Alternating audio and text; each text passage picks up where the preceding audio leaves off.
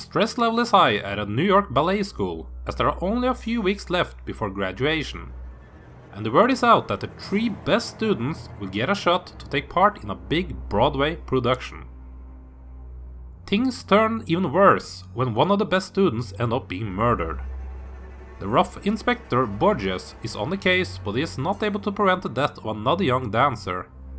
If no one is able to figure out who is behind these grisly murders, then the Broadway show might have to look elsewhere for new, young dancers.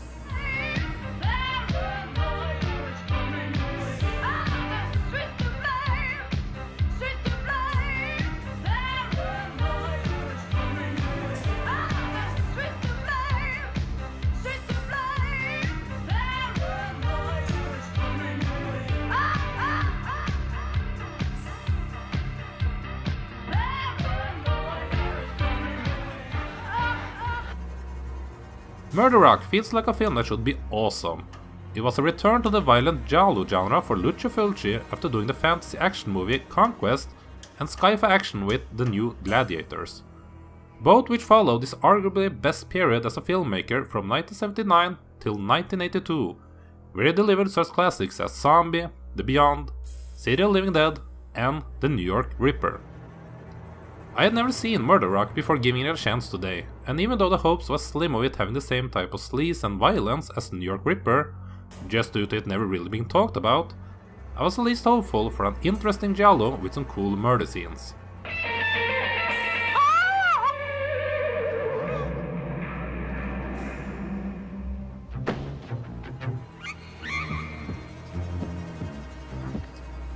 And yet I was disappointed. Having the story set in a dance school should work just fine. It is basically Slashdance done in Italian giallo style, and I'm fine with that part. It also doesn't suffer from what other Italian genre movies started to do from the mid-80s until, well, today, with a lower budget than what they really needed, as Murderock seems to have enough money to give us enough locations, nice looking visuals, good actors, and for once a good dubbing job. What makes this a disappointment was instead how goddamn boring it was. All of the characters are just not interesting, even if cult favorite actors such as Lovelock shows up. Even though I was watching this in the middle of the day, I still had trouble paying attention to whatever was going on. The murder scenes are decent at best, as it is the same thing happening for every kill. A girl is alone, the killer shows up, he drugs them, opens their shirts to expose their breasts, and then slowly pokes a needle in the heart area, leaving the victim laying there to die. In the violence department, this is quite the opposite of the New York Ripper, as this one hardly has any bloodletting at all. It should be said that there is a cool dream sequence after about half an hour, which shows that the ones behind the camera had the ability to do much better than what Murderock would end up becoming.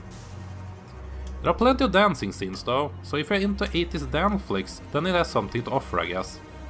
If you have a real fetish for it, then there are some questionable dance moves going on here that might be of your interest.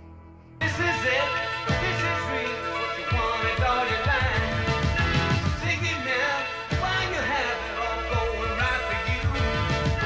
Don't look back, give it a pen if you wanted to. I did enjoy the music of Keith Emerson though.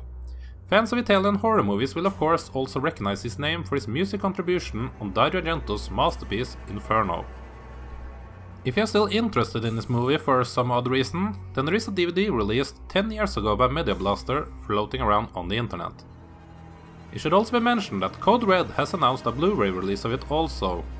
And if you're first going to experience Murderock, I would say that it should be seen in good quality, as some of the highlights of the film is the cinematography by Giuseppe Pinori. Oh, and look out for a cameo by both the director himself, Lucio Fulci, and also Al Cliver during this film. Other than that, I sadly did not care much for Murderock and can see why it has gone into obscurity over the years. If you're a diehard Fulci or giallo fan, then you might like it. If that's not really your thing, or if you're only into the more known Fulci movies that are full of gore and violence, then you should probably pass on this one. I'm happy that I've now seen it, but I doubt I'll ever revisit it.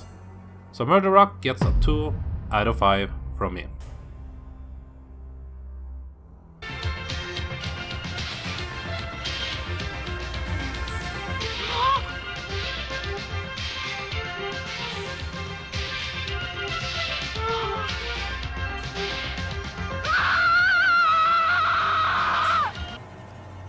I'm sure there are people out there that disagree with me on this film, so if you enjoyed this one, then let me know what it is about it that makes you enjoy it.